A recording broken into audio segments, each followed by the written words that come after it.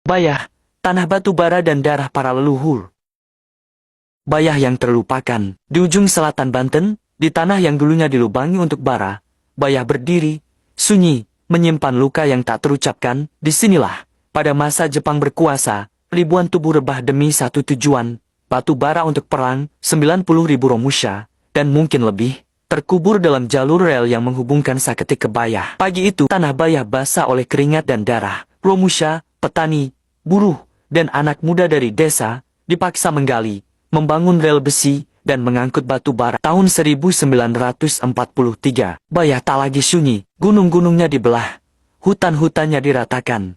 Tanahnya yang hitam dipaksa menyala karena Jepang butuh bara, dan Bayah harus menyediakannya. Tapi bara itu tak berjalan sendiri ke utara. Harus ada rel, harus ada kereta, dan untuk itu, 90 km jalur dibangun dari Saketi ke Bayah.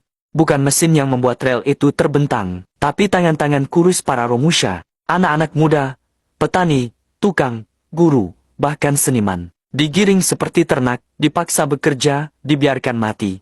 93.000 jiwa terkubur tanpa nama di sepanjang lintasan, tak ada nisan, tak ada upacara, hanya suara peluit dan cambuk. Mereka bukan angka, mereka manusia, anak dari seorang ibu, suami dari seorang istri, ayah dari anak yang tak pernah tahu kabarnya. Tapi di tengah bara dan darah, ada satu sosok yang berjalan diam-diam, mengamati, mencatat, merenung dalam gelap. Dia tak bicara banyak, tapi matanya menyala. Ilyas Hussein, nama samarannya, tapi sejarah mengenalnya sebagai Tan Malaka.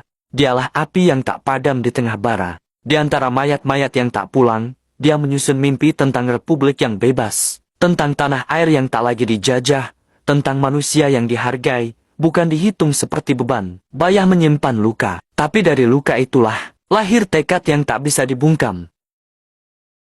Pusaka yang hilang, kehormatan yang tercabik.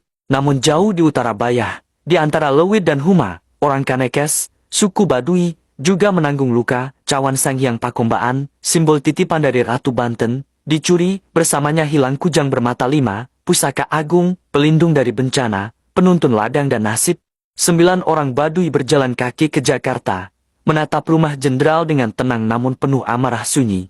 9 utusan pun Cikusik mencari pusaka itu, bukan untuk balas dendam, tapi untuk mengembalikan harmoni. Tapi gerbang kekuasaan terlalu rapat, dan langit terlalu bisu.